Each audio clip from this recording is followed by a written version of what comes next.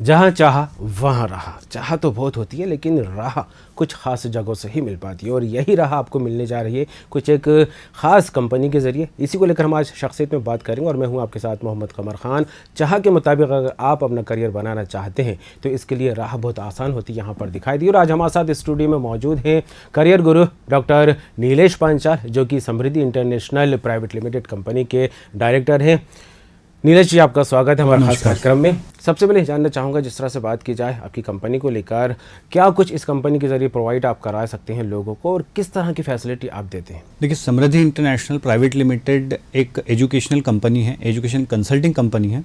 हम इस कंपनी के माध्यम से बच्चों को करियर गाइडेंस देते हैं, उनको शैक्षणिक आगे क्या करना है उनके करियर को, क्योंकि बच्चे कंफ्यूज रहते हैं, तो उनके कन्फ्यूजन को दूर करने के लिए कि उनके लिए सही क्या है उसको मार्गदर्शन देने के लिए हमारे पास जो काउंसलर्स हैं, मैं खुद काउंसलिंग करता हूं, तो हम उन लोगों को, बच्चों को आगे बढ़ाते हैं और उनको सही राह दिखाते हैं। साथ ही साथ जो बच्चे इंडिया में और इंडिया से बाहर एडमिशन लेना चाहते हैं, हम उस पूरे एडमिशन प्रोसेस की गाइडेंस को भी बहुत आसानी से उनको समझाते हैं और उनकी प्रोसेस को करवाते हैं, चाहे बच्चा इंडिया में एडमिशन लेना चाहता हो या फॉरेन में लेना चाहता हो। तो इसके लिए किस तरह के कोर्स से संबंधित होना चाहिए उस बच्चे को, किस तरह का करियर अगर वो चुनना चाह रहे हैं तो उसको लेकर किस तरह की गाइडलाइन आप? देखिए, इंडियन एजुकेशन सिस्टम में जो हमारे पास सब्जेक्ट्स होते हैं, आफ्टर 10th जो हैं, बच्चा बायोलॉजी लेता है फॉर मेडिकल कोर्सेज के लिए, मैथमेटिक्स लेता है फॉर इंजीनियरिंग कोर्सेज के लिए, साथ ही कॉमर्स लेता है वो अपना CA या CS या अकाउंटेंसी फील्ड में जाने के लिए, और ह्यूमैनिटीज़ वगैरह लेता है फॉर IPS या उनकी जो एग्ज़ाम्स होती हैं उनको क्लियर करने के लिए। तो आफ्टर 12th उनको ये दिक्कत आती है कि कौन सा कॉलेज उनको चुनना है, कैसे एंट्रेंस एग्ज़ाम्स को क्लियर करना है, किस फील्ड में जाना है जो उसके लिए सबसे सूटेबल हो। तो हम लोग सभी फील्ड्स में वर्कआउट करते हैं। सबसे ज़्यादा जो है हमारा फोकस MBBS अब्रॉड को लेकर होता है कि बच्चे आज बिकॉज नीट में 18 लाख लगभग बच्चे बैठते हैं, और उसमें जो सीटें हैं आज हमारे इंडिया में प्राइवेट और गवर्नमेंट को मिला के करीब 85,000 अप्रॉक्सीमेटली सीटें हैं। तो बाकी बच्चों का भी सपना होता है डॉक्टर बनने का, तो उसको लेकर क्योंकि हमारा जो इंडियन गवर्नमेंट है वो काफ़ी प्रयास कर रही है मेडिकल सीटों को बढ़ाने के लिए, लेकिन उसके बावजूद भी अगर बच्चे पढ़ाई करने के लिए विदेश जाना चाहते हैं, MBBS करने के लिए विदेश जाना चाहते हैं, तो उनके लिए एक वो सरल राह हो जाती है।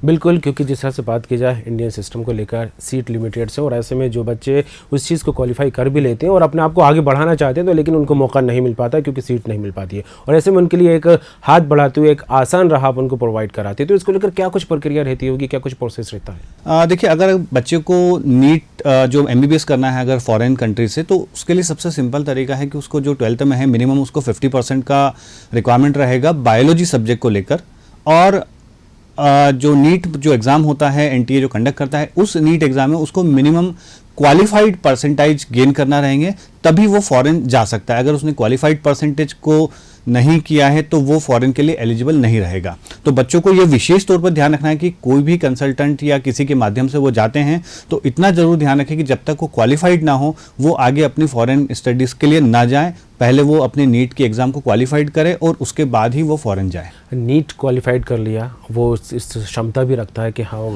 चयन हो चुका है उसका, लेकिन यहाँ पर सीट नहीं मिलने के चलते उसको एडमिशन नहीं मिला। तो आपकी संस्था, आपकी ऑर्गेनाइजेशन को लेकर बात की जाए तो उसके लिए भी कोई एंट्रेंस एग्जाम देना होगा क्या? नहीं, उसको कोई एंट्रेंस एग्जाम देना होता है। बच्चों को गाइडेंस सबसे इंपॉर्टेंट होता है कि हम लोग बच्चों को हेल्प करते हैं यूनिवर्सिटी में, उसकी जो फॉर्म्स एंड एप्लीकेशन प्रोसेस है उसको करवाने में हेल्प करते हैं, उनके डॉक्यूमेंटेशन की पूरी प्रोसेस करवाते हैं, और वहाँ पे जो हमारे एसोसिएट्स हैं, यूनिवर्सिटी के जो कॉन्ट्रैक्टर्स हैं, उन लोगों को हम ज्वाइन अप करवाते हैं, बच्चों को गाइड अप करवाते हैं ताकि वो अपना एडमिशन प्रॉपर्ली ले सके, और वहाँ पर जाने के बाद उनको सारी जो सुविधाएं हैं, पोस्ट अराइवल जो भी उनकी सुविधाएं हैं उनको दिया जा सके और बच्चे वहाँ पे प्रॉपर्ली पढ़ सके सिक्योरिटी के साथ।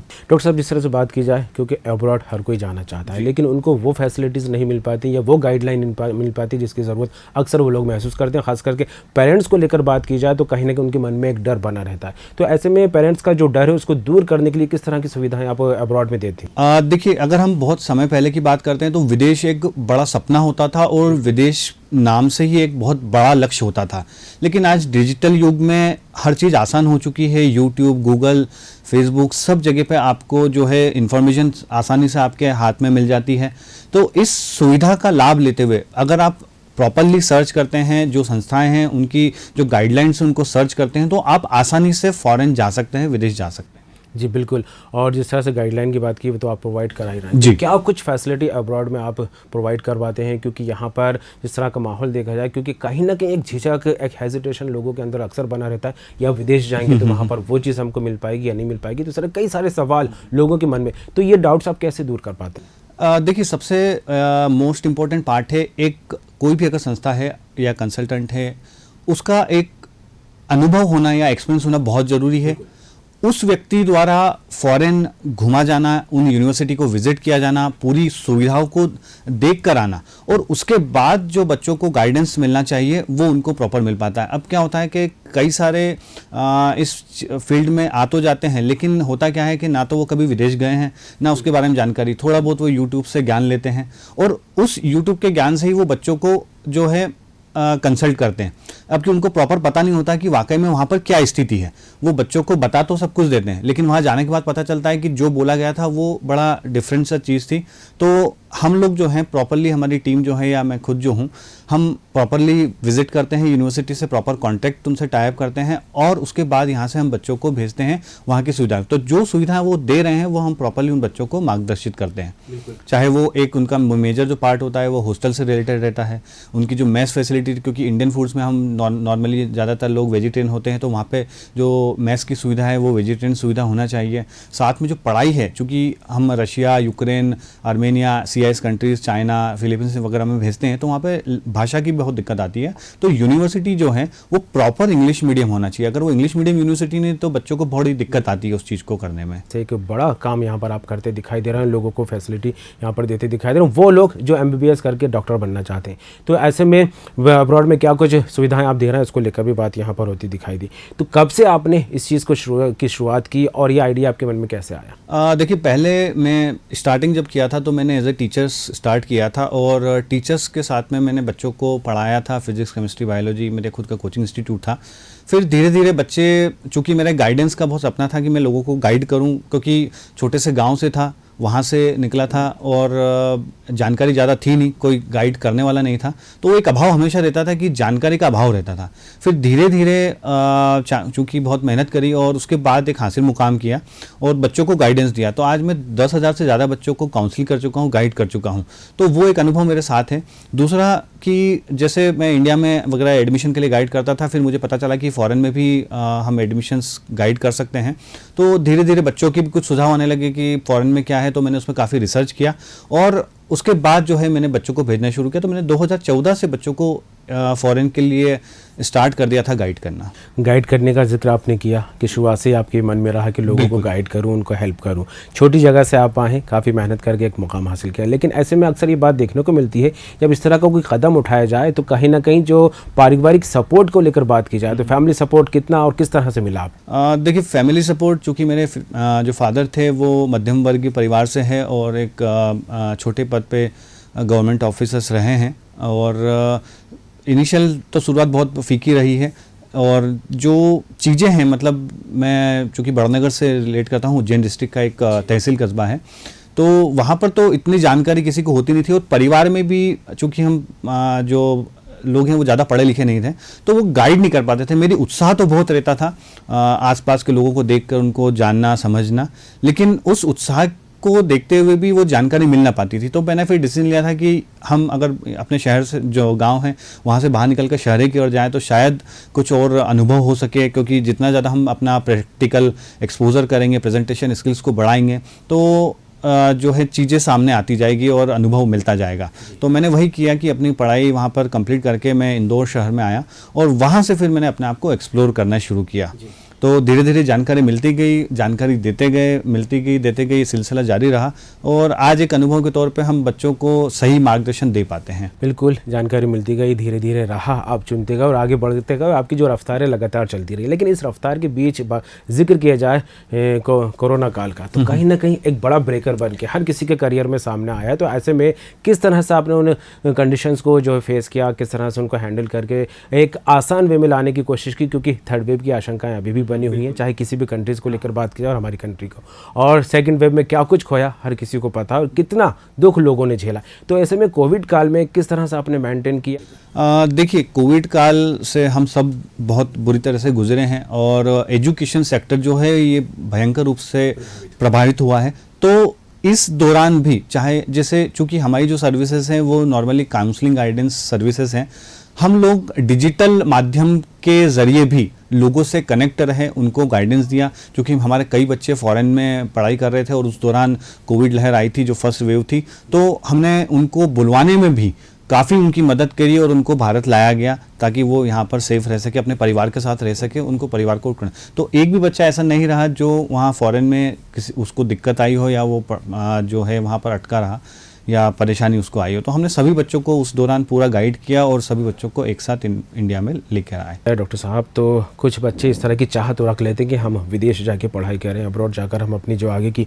एजुकेशन है उसको कंप्लीट करें, लेकिन कहीं ना कहीं एक जो बड़ा सवाल निकल कर जहन में आता है वो यही रहता है कि आखिर फाइनेंशियल सपोर्ट कैसी रहेगी, किस तरह की फीस स्ट्रक्चर होगा, कैसे इस तरह को इसको प्रोवाइड करा पाएंगे जो संस्थान इस चीज़ का दावा कर रही है। तो उसको लेकर किस तरह के बिंदुओं को लेकर आप लोगों को सजेस्ट करते? देखिए, यहाँ पर जो आपका पॉइंट है बहुत महत्वपूर्ण है फाइनेंशियल स्थिति को लेकर, कि हम जब बच्चे को यहाँ से पढ़ाई के लिए भेजते हैं तो पहले देखा जाता है कि पेरेंट्स का बजट क्या है। बिकॉज ये जो जितनी भी पढ़ाई है फॉरेन में, आज हम इंडिया में भी पढ़ाई करते हैं तो हर एक स्टेट में स्कॉलरशिप के माध्यम से या मेधावी छात्र योजना के माध्यम से उनको शिक्षा मिल जाती है जो मेधावी बच्चे होते हैं। पर जैसे ही हम स्टेट के बाहर भी जाते हैं तो वो सब सुविधाएं उन स्टेट्स वालों को अलग अलग मिलती है। लेकिन हम फॉरेन की बात करते हैं तो दोनों प्रोसीजर्स हैं। वहाँ पर उन बच्चों को फॉरेन में स्कॉलरशिप भी मिलती है, साथ ही साथ उनको अपने फाइनेंशियल एड पर भी वहाँ पर पढ़ाई करने जाना होता है। तो जो उनकी स्कॉलरशिप है वो बेस्ड करती है उनके स्कॉलरशिप जो उनका स्कॉलर एकेडमिकल परफॉर्मेंस है उसके बेस पर, लेकिन नॉर्मली उनको अपने फाइनेंशियल एड पर ही जाना पड़ता है। अब इसमें होता क्या है कि बच्चा पूरी तरीके से एक कंसल्टेंट, एक संस्थान पे डिपेंडेंट होता है। तो वहाँ पर उनके लिए एक मोटिवेशन ये होना चाहिए या मोटिव होना चाहिए कि प्रॉपर जब वो बताया जाए उसको कि कितना खर्चा होगा तो उसमें कोई हिडन नहीं रखना चाहिए, प्रॉपरली उसको बताना चाहिए कि इतना खर्चा लगेगा। क्योंकि आज हम जैसे ही घर से बाहर कदम रखते हैं तो हमारे खर्चे शुरू हो जाते हैं। तो नॉर्मली कि किसी का परिवार या कोई बच्चा अपना एडमिशन लेना चाहता है, अपनी पढ़ाई को करना चाहता है, अपने सपने को पूरा करना चाहता है, तो उस सपनों के आधार पे उसका पिता जो पेरेंटल सपोर्ट है, जितना फाइनेंशियल सपोर्ट है वो कितना है, उसके आधार पर ही वो अपनी यूनिवर्सिटी को चूज़ करे। और एक कंसल्टेंट होने के नाते हमारा फ़र्ज बनता है कि उसके बजट से कोई भी चीज़ बाहर ना जाना चाहिए और उसको हमको प्रॉपरली हर चीज़ बताना चाहिए कि इन चीज़ों में उसका खर्चा होगा। और अगर वो एकेडमिक परफॉर्मेंस ज़्यादा अच्छा करता है तो उसके साथ ही वो स्कॉलरशिप भी गेन कर सकता है जो उसको आने वाले टाइमिंग में उसके फाइनेंशियल सपोर्ट को मदद करती है। बिल्कुल, सोशल मीडिया का ज़माना है और ऐसे में कहीं ना कहीं फ्रॉड कंपनीज भी बहुत सारी चलती हैं, यहाँ पर नज़र आ रही हैं और सोशल मीडिया के जरिए लोगों को जिस तरह से प्रोत्साहित करती हैं और लोगों को एक प्रलोभन देकर कहीं ना कहीं जाल में फंसाने की कोशिश जरूर करती है। और आपने भी जिक्र किया कि हिडन जो खर्चे होते हैं उसकी जो है पूरी जानकारी पहले लोगों को ले लेना चाहिए, उसके बाद अगला कदम उठाना चाहिए। तो ऐसे में कई सारी कंपनीज हैं झांसा देकर बताते नहीं, पहले तो एक टारगेट बता देंगे, इतना खर्चा, इतना अमाउंट आपका पूरे कोर्स को लेकर रहेगा, लेकिन जब प्रोसेस आगे चलता है तो कहीं प्रोसेसिंग फीस के नाम पे या अन्य चार्जेस के नाम पे लोगों से वसूली शुरू हो जाती है। तो इन बातों को किस तरह ध्यान में रखकर स्टूडेंट्स आगे बढ़ सकते हैं? देखिए, आपका क्वेश्चन बहुत ही महत्वपूर्ण है इस चीज़ को लेकर। चूंकि अब डिजिटल युग है तो अच्छी चीज़ भी हो रही है, बुरी चीज़ भी हो रही है। अब हमको बुरी चीज़ से बचना है तो मैं सारे पेरेंट्स का एक ही मोटिव से ध्यान दिलाना चाहता हूं कि जब भी हम कोई डिसीजन लेते हैं तो उसके लिए हमारी गहन रिसर्च बहुत ज़रूरी होती है। आपके लिए कंसल्टेंट ही सब कुछ नहीं है, आप खुद भी स्वयं भी आप इंटरनेट के ज़रिए काफ़ी सारी वेबसाइट्स हैं जो गाइडलाइंस प्रोसीजर्स हैं उसको आप देखिए, उसके अकॉर्डिंगली आपकी एलिजिबिलिटी क्या है और उस एलिजिबिलिटी के आधार पर ही आप अपनी नेक्स्ट स्टेप को लें। तो जो फ्रॉड आपके साथ होता है डेफिनेटली वो इसलिए होता है क्योंकि लोग पैसा कमाना चाहते हैं, आगे के आपके फ्यूचर को नहीं देखते, आपके बच्चे का फ्यूचर क्या होगा उस पर उनको कोई लेना देना नहीं होता है। तो यहाँ पर हम ये कर सकते हैं कि सबसे पहले हम इंटरनेट के थ्रू सारी जानकारी को कलेक्ट करें, जो कंसल्टेंट है जो बोल रहा है उसको आप सर्च करें, प्रॉपर मैच करें, सारा डॉक्यूमेंटेशन देखें, उसकी वर्बल भाषा पे आप बिल्कुल ना जाएं कि वो क्या बोल रहा है, आपसे क्या कमिट कर रहा है। आपको प्रॉपर डॉक्यूमेंटेशन अगर आपके पास में है तो आपको इन फ्यूचर कभी दिक्कत नहीं आएगी। लेकिन अगर आपने प्रॉपर डॉक्यूमेंटेशन नहीं किया, सिर्फ उस पर विश्वास किया और आप उसको आगे बढ़ाते हैं तो डेफिनेटली कहीं ना कहीं आपको दिक्कत आ सकती है। बिल्कुल दिक्कतों से बचना होगा और एक सटीक कंसल्टेंट एजेंसी को चुनना होगा। जिस तरह से समृद्धि आपकी जो संस्था है, और ऐसे आपने भी जिक्र किया कि 10,000 से ज़्यादा लोगों की काउंसलिंग कर चुकी है और विदेश को लेकर उनको जो है मौका मिलता है यहाँ पर दिखाई दिया। लेकिन जब विदेश की बात आती है और पढ़ाई को लेकर जब बात आती है, क्योंकि ज़्यादातर लोग वो भी होते हैं जो छोटी जगहों से निकल कर आते हैं, उनके भी बड़े सपने होते हैं, वो भी चाहत रखते हैं कि कहीं ना कहीं हमारे सपने पूरे होते दिखाई दें। तो किस तरह की कंट्रीज़ में जो है आप एडमिशन को लेकर प्रोवाइड कराते हैं, और लैंग्वेज का कितना महत्व है इस तरह के जब एडमिशन्स होते हैं, तो वहाँ पर किस लैंग्वेज की किस तरह से पहचान होनी चाहिए, कितनी पकड़ होनी चाहिए? देखिए, मेडिकल के लिए अगर बात करते हैं कि एक लो बजटेड जो एक मिडिल क्लास व्यक्ति भी अफोर्ड कर सकता है अपने बच्चों की पढ़ाई के लिए, फॉर डॉक्टरी पढ़ाई के लिए, तो इसमें CIS country, China country, Philippines country, इन कंट्रीज़ में लोग बच्चे जा जाते हैं। अगर मैं इनका जिक्र करूं तो Russia, Ukraine, Georgia, Kazakhstan, Kyrgyzstan, Armenia, Philippines, China, इन कंट्रीज़ में बच्चे ज़्यादा जाते हैं। अगर हम UK, US की बात करते हैं, कनाडा की बात करते हैं, तो चूंकि वहाँ का लिविंग कॉस्ट स्टैंडर्ड बहुत हाई होता है, तो बच्चा अफोर्ड नहीं कर पाता है, तो ज़्यादातर बच्चे इन कंट्रीज़ में जाते हैं। यहाँ पर एक समस्या है लैंग्वेज इशू को लेकर, और जो सबसे ज़्यादा इंपॉर्टेंट बात है बच्चों को ध्यान रखना है कि कोई भी वो बायलिंगुअल यूनिवर्सिटी में एडमिशन ना ले। क्योंकि बायलिंगुअल यूनिवर्सिटी में होता क्या है कि पहले के तो 3 साल या 2 साल वो इंग्लिश मीडियम में पढ़ाते हैं, बाकी के जो साल होते हैं उनमें वो उनकी जो नेटिव लैंग्वेज होती है उसमें वो पढ़ाते हैं। बच्चे इतनी जल्दी उन लैंग्वेजेस को आसानी से कैप्चर नहीं कर पाते और उनको दिक्कत आती है। तो जो उनके बाद का इनको जब इंडिया आना होता है और इनको FMG या नेक्स्ट के एग्जाम्स देना पड़ेंगे, तो वहाँ पर वो जो पढ़ाई अगर प्रॉपर नहीं हुई तो उसमें भी उनका इम्पैक्ट आता है।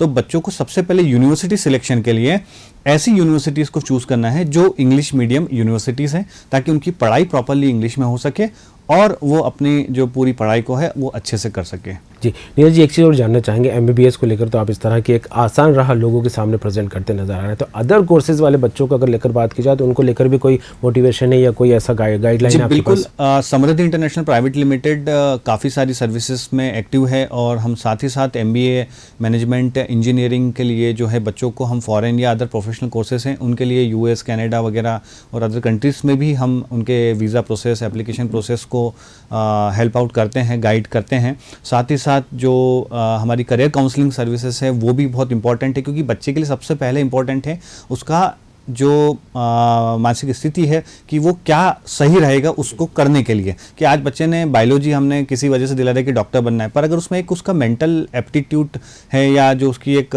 स्किल्स हैं वो किसी और चीज़ को जा रही है, तो उसको अननेसेसरी मेडिकल में डालना या वो मेडिकल से रिलेटेड है और उसको इंजीनियरिंग में डालना ये सही नहीं होता है। जाहिर सी बात है, जिस चीज़ रुचि हो उसी में आगे बढ़ना चाहिए, इंटरेस्ट लेकर भी उसको पढ़ेगा तो कहीं ना कहीं उसका जो रास्ता है वो आसान होता दिखाई देगा। MBBS को लेकर, क्योंकि शुरुआत में जिस तरह से आपने बात की, क्वालिफाइड हो जाते हैं लोग लेकिन सीट ना मिलने की वजह से उनको एडमिशन नहीं मिलता, और जो जिन लोगों को अगर सीट्स मिल जाती है, कुछ प्राइवेट इंस्टीट्यूशन को लेकर बात की जाए तो कहीं ना कहीं उनकी स्टडी का जो फॉर्मेट है उससे वो बच्चे सेटिस्फाई नहीं हो पाते, जिनको लगता है कि मुझे यहाँ पर वो चीज़ नहीं मिल रही जो चीज़ कही गई थी। तो ऐसे में अगर वो बच्चे MBBS का कोर्स यहाँ से बीच में छोड़कर अगर आपकी कंसल्टेंसी के थ्रू विदेश जाना चाहे तो उनके लिए कोई पॉइंट है क्या? नहीं, जैसे MBBS का कोर्स होता है, चूँकि हमारा इसको पूरा जो गाइडलाइंस है वो MCA पहले करती थी, उसके बाद NMC इसको कंट्रोल कर रही है, तो उनकी कुछ गाइडलाइंस हैं। उन गाइडलाइंस के अकॉर्डिंगली अगर बच्चा MBBS पढ़ाई करने के लिए जाना चाहता है तो उसको शुरुआत से ही उसको प्रिपेयर करना रहेगा।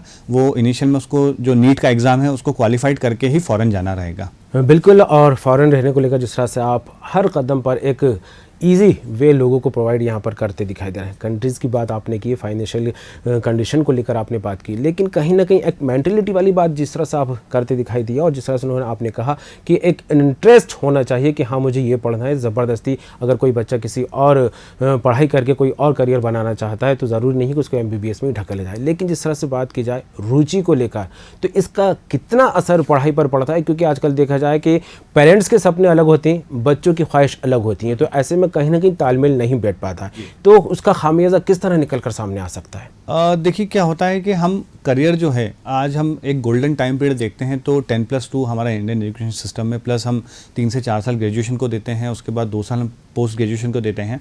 तो ये जो है एक बच्चे के लिए गोल्डन पीरियड होते हैं, जिनको हम 7 साल गोल्डन पीरियड ऑफ टाइम भी बोल सकते हैं उसके एजुकेशन और उसके करियर को लेकर।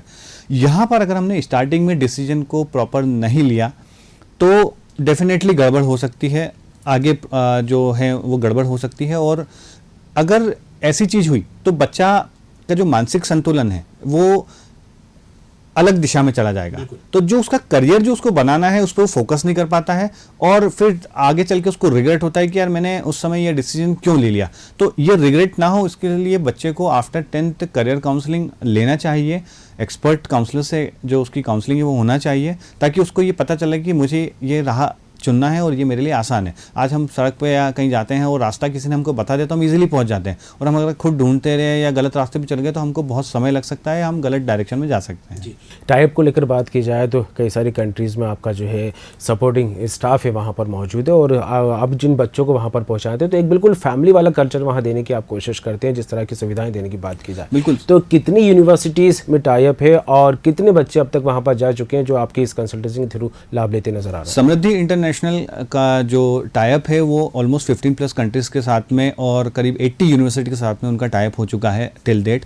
और जो सुविधाओं को लेकर बात है तो जो भी हमारे टाइप जिनसे होते हैं they are all Indian contractors. तो एक सपोर्ट और जो हमारा सिस्टम है वो बड़ा सपोर्ट करता है बच्चों को, कि मैं अगर इंडिया में भी हूँ और बच्चा वहाँ पर है, उसको कोई आधी रात को भी कोई सर्विस चाहिए तो हम उसको प्रोवाइड करने के लिए देर नहीं करते हैं। तो ये हमारा सबसे बड़ा मोटिव है कि हम बच्चे को पोस्ट अराइवल भी सर्विसेज जो है अप टू द कोर्स उसको हम देते रहें और सुविधाएं उनको प्रोवाइड करते रहें। बिल्कुल। तो जिस तरह से लोग करियर चुनने में अक्सर कहीं ना कहीं भ्रमित होते दिखाई देते हैं, पांचाल जी जिस तरह से बात की जाए तो ऐसे लोगों को लेकर क्या कुछ कहना चाहेंगे? देखिए, मैं पूरे शो के दौरान एक ही चीज़ मैंने बोली है कि गाइडेंस जो है वो आज सबसे बड़ी चीज़ है, कि एक बार अगर हमको गाइडेंस मिल गया तो उस गाइडेंस के थ्रू हम बहुत आगे बढ़ सकते हैं। तो बच्चों को जो है प्रॉपर काउंसलिंग होना चाहिए, प्रॉपर गाइडेंस होना चाहिए, प्रॉपर सपोर्ट होना चाहिए, और जो भी वो अपनी गाइडेंस वगैरह ले रहे हैं वो एक्सपर्ट काउंसलर से लेना चाहिए, ताकि उनको जो है स्पेसिफिकेशन मिल सके और वो आगे उनको कभी कोई दिक्कत ना आए। जी। और MBBS के अलावा अगर बहुत सारे करियर आज तो निकल कर सामने आने लगे हैं, चाहे इंजीनियरिंग फील्ड में बात की जाए या अदर सेक्टर्स में बात की जाए, तो लेकिन MBBS को लेकर कहीं ना कहीं एक ये भी भ्रम बना रहता है कि यार ये मैं कॉम्पिटिशन एग्जाम जो फेस नहीं कर पाया तो आखिर मेरा करियर क्या होगा। तो ऐसे लोगों को लेकर किस तरह का सजेशन आप देंगे कि अगर MBBS को लेकर वो खुद को क्वालिफाई नहीं कर पा रहे हैं तो किस तरह की राह वो चुन सकते हैं? देखिए, MBBS मेडिकल फील्ड का सबसे टॉप मोस्ट ब्रांच है। अगर हम बात करते हैं मेडिकल में अदर सब्जेक्ट्स की, तो अगर बच्चा MBBS नहीं कर पाता है तो वो BDS कोर्स में, डेंटल कोर्स में जा सकता है, आयुर्वेदिक कोर्स में BMS में जा सकता है, यूनानी कोर्स में जा सकता है, होम्योपैथिक कोर्स में जा सकता है, इसके अलावा नेचुरोपैथी, योगा साइंस में जा सकता है। अगर उसको फिजियोथेरेपी करना है तो फिजियोथेरेपी में जा सकता है, साथ ही वो फार्मेसी में भी जा सकता है, नर्सिंग में भी जा सकता है, और ऐसे कई सारे जो सब्सिडरी पैथोलॉजिकल जो कोर्सेज होते हैं मेडिकल के, लैब टेक्नीशियन हो गया, एक्सरे टेक्नीशियन हो गया, इन कोर्सेज में भी बच्चे अपने जो मेडिकल को अगर उसकी चाह है तो इन कोर्सेज में भी वो जा सकता है। जब इस तरह का कोई काम किया जाए तो कई सारे पॉइंट लाइफ में ज़रूर सामने आते हैं। ऐसा कोई पॉइंट, ऐसी कोई याद जो आपको हमेशा रहे कि नहीं यार मैंने ये चुनना था, ये क्यों चुन लिया और इस राह पर क्यों आसानी से मैं चलता दिखाई? देखिए, मैंने जैसे जिक्र किया था कि मैं गांव से हूं और कोई सपोर्ट नहीं था कि गाइडेंस मिल सके, क्योंकि जो सराउंडिंग सर्कल भी था उनको भी नॉलेज नहीं था।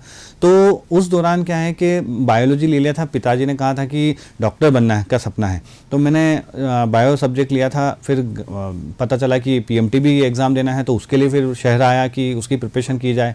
बहुत मेहनत की पर सक्सेस नहीं हो पाए। फिर हमने दूसरा कोर्स किया, मैंने हॉस्पिटल एडमिनिस्ट्रेशन का कोर्स किया। उसमें पता चला कि मेडिकल सब्जेक्ट्स को पढ़ना बड़ा इंटरेस्टिंग होता है, करना चाहिए था। चूँकि अब समय निकल चुका था और मैं एजुकेशन सेक्टर में जा चुका था, तो मैंने उस सेक्टर को सोचा कि अब एजुकेशन सेक्टर को ही चुनना चाहिए और उसको मैंने कंप्लीट किया। चलिए, बिल्कुल। और काफ़ी अच्छे तरीके से जिस तरह से लोगों को आप सर्विस प्रोवाइड कराने की बात यहाँ पर कह रहे हैं, और लोग इस चीज़ का लाभ भी उठाते दिखाई दे रहे हैं। वक्त कम है क्योंकि काफ़ी सारी बातें आपसे करनी थी, क्योंकि इंटरेस्टिंग जब सब्जेक्ट सामने होता है तो बातें बहुत सारी जहन में आती हैं, कई सारे सवाल भी निकल कर सामने आते हैं, लेकिन वक्त इजाज़त नहीं देता। तो अंतिम में मैं यही जानना चाहूँगा, तो क्या कुछ संदेश आप लोगों को देना चाहेंगे, क्या कुछ कहना चाहेंगे कि जब करियर की बात होती है तो किस तरह आगे बढ़ना चाहिए और किस तरह अपने आप के कदम को जो है सुनिश्चित तरीके से, एक सिस्टमेटिक तरीके से आगे बढ़ाना चाहिए? देखिए, मैंने कंसेप्ट निकाला था कि विलेज से विदेश तक। आज मैं इस विलेज शब्द को यूज कर रहा हूँ इंग्लिश में, और विदेश को मैं हिंदी में बोल रहा हूँ कि आज हमारे जो बच्चे गांव के हैं, जिनको हम बिल्कुल एक समझते थे कि ये क्या कर पाएंगे, तो आज एक किसान का बच्चा भी, एक मजदूर का बच्चा भी फॉरेन जा सकता है, अपनी चाहे मेडिकल की, इंजीनियरिंग की या मैनेजमेंट की कोई भी पढ़ाई वो कर सकता है और अपने देश का नाम रोशन कर सकता है। तो आज हम गर्व से बोल सकते हैं कि विलेज से विदेश तक हम आसानी से जा सकते हैं और आज इस डिजिटल युग में सारी सुविधाओं का लाभ ले सकते हैं। बिल्कुल, विलेज से विदेश तक, काफ़ी अच्छा जो पॉइंट आपने यहाँ पर रखा है। और क्योंकि विलेज में रहने वाले जो गांव के लोग होते हैं वो भी काफ़ी कुछ सपने लेकर चलते हैं कि हम भी विदेश जाएं और वहाँ पर पढ़ाई करें, तो कहीं ना कहीं ये चीज़ अब आसान समृद्धि इंटरनेशनल प्राइवेट लिमिटेड के जरिए आसान होती दिखाई दे रही है। तो हमारे साथ जुड़े थे डॉक्टर नीलेश पांचाल, जो कि करियर गुरु के नाम से भी जाने जाते हैं और समृद्धि इंटरनेशनल प्राइवेट लिमिटेड के जरिए लोगों को MBBS कोर्सेज कराने के लिए विदेश भी पहुंचाते हैं। डॉक्टर साहब, आप आए, आपने वक्त दिया, इसलिए आपका बहुत बहुत शुक्रिया। तो मैंने शुरुआत में जिस तरह से बात की थी, जहां चाहा वहां रहा, विलेज से विदेश तक, तो वो बात कहीं ना कहीं यहाँ निकल कर ज़रूर सामने आ रही है, क्योंकि गाँव में रहने वाले लोग हों, शहरों में रहने वाले लोग हों, जो MBBS अब्रॉड से करना चाहते हैं, विदेश किसी कंट्री में जाकर अपने सपनों को पूरा करने चाहते हो, तो उन सपनों की जो उड़ान है वो यहाँ पर मिलती दिखाई दे रही है समृद्धि इंटरनेशनल प्राइवेट लिमिटेड में। तो शख्सियत में आज फिलहाल इतना ही, कल फिर किसी और मेहमान के साथ हाजिर होंगे। फिलहाल दीजिए इजाज़त, खबरों का सिलसिला जारी रहेगा, बने रहिए।